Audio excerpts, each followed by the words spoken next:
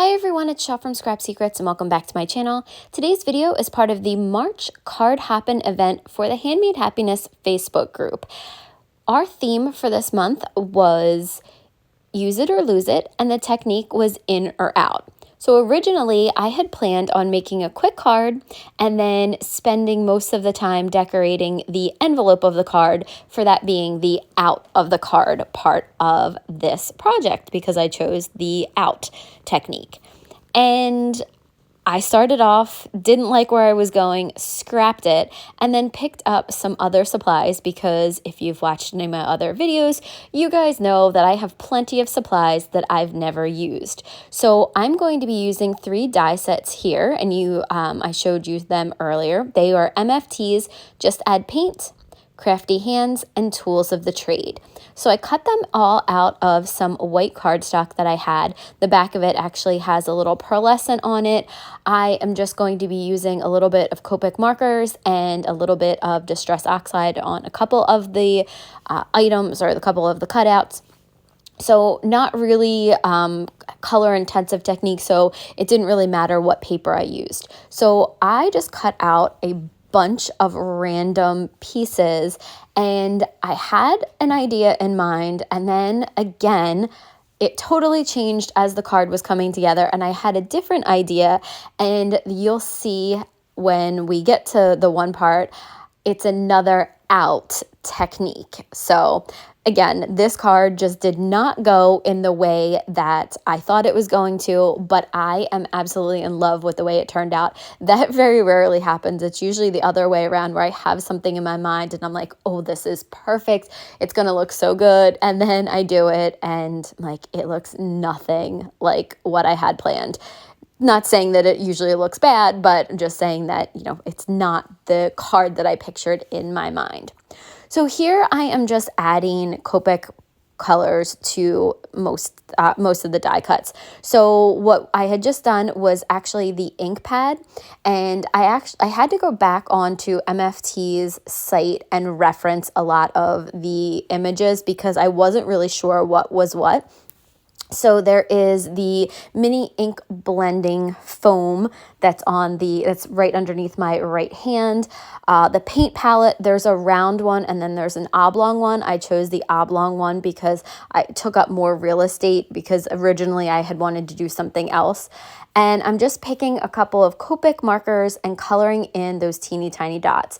This did take a long time. The footage that I had for this, and I did stop it at some points, was over an hour. So it definitely took me a long time to do this, and it was only this card. That's not even the ones that I started before this or pre-planning it. So this one did take me a little while because I had to cut all the dies and then put all the pieces together and figure out what piece goes with what because I didn't cut everything out and keep it together, which I'm pretty famous for that, of not keeping things together that should go together.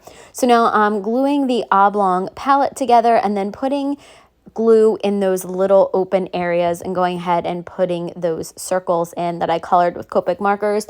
You could pop these up. That was originally what I had in mind. You could pop up the centerpiece.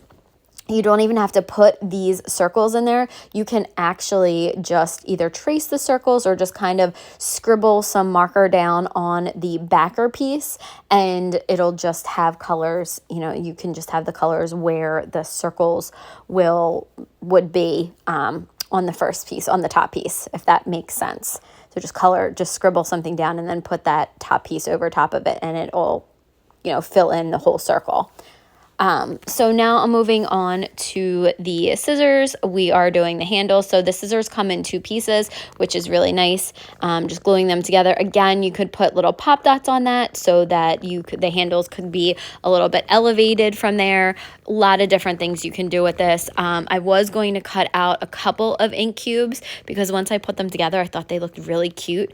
The one thing that I didn't do was put the word ink on the top of it. You could completely do that, but I wanted it to look like those ink cubes that MFT does, where they have the color on the inside and then they have a white border on the outside. So the pink jar that's right above the hand that I'm coloring is glitter. So colored that in with a Copic marker and then used some Wink of Stella to go over top of that to give it that shine like glitter or embossing glitter would have. And then colored the hand in and added a little bit of shading. We are actually going to use the hand on the envelope portion of it, not on the actual card, but I colored them all at the same time. So this one was the Copic marker, and there are 3 lines with this, and I couldn't figure out what to do with the third one. I tried to use it on something else, and then I think I ended up taking it off. No, actually, I kept it on the other marker. So there's an uncapped Copic marker and then a capped one. So I used the 2 pieces for the ends of the Copic marker and used that same green from the paint palette and went ahead and colored in the ends. I tried to use the same Copic colors that I used in that paint palette in a secondary place, just so that there was a little bit of continuity and we weren't introducing so many colors, because that paint palette had so many on there. So you can see I'm taking the orange and making that the Copic marker, the uncapped Copic marker that I'm using, and then gluing that third piece down onto the back of that so you can see it looks like the cap. So when I take off the marker, it kind of looks just like that. You can see the cap at the bottom and then the orange tip to it. And then I'm even going back in and adding a little bit of a darker gray to it, because when you looked at the Copic marker, they have a gray tip. Then this one was the colored pencil. You could make this into a regular pencil. There's also a pen that I decided against using. I just didn't feel like it needed a pen. I wanted it to be more supplies that I used every day in my crafting. So now I'm putting the card together, and this is a piece of white cardstock that I cut to, I think this one is 4 3/4 by 6 1/4, maybe a little bit smaller than that. I think that's what the card base is. And I liked it on here, but I knew I needed a different background, and you can see I'm thinking. And then I looked down at my mat and I'm like, oh yeah, I could do my grid mat and then put the tools on that to make it look like my desk at the end of the day. So this was another outside or out technique, was thinking outside the box and making, because my cards are normally like character cards and not realistic looking ones. And I thought, okay, so a little bit outside the box thinking, and I'm going to go ahead and create that grid mat that you see here.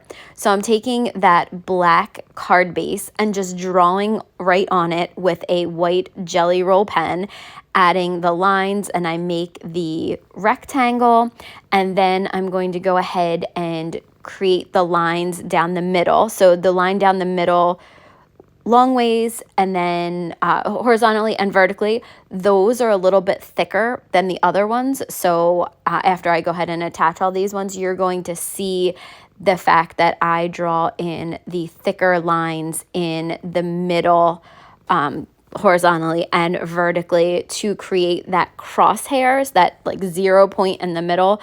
That's the middle of the mat. Now, I did not measure any of this out. It kind of was just, I measured this part out, but the rest of it, it was just kind of eyeballed. So marking the center on the top as well as the bottom. And then after I started doing it, I definitely got, I was not as specific as these lines here. So you can see I draw that line down. I'm going to move the ruler over a little bit, and then I'm going to go ahead and add a secondary line close to it. It's hard to tell from here, from the angle that I was at, if I was getting it right up against it, but you get the idea. Again, this isn't going to be perfect, but I wanted it to be kind of close to the mat that was underneath of this. And I don't know why I've never done this technique before, do something that looks like my desk, but it was so much fun to do, and I like I said, I love the way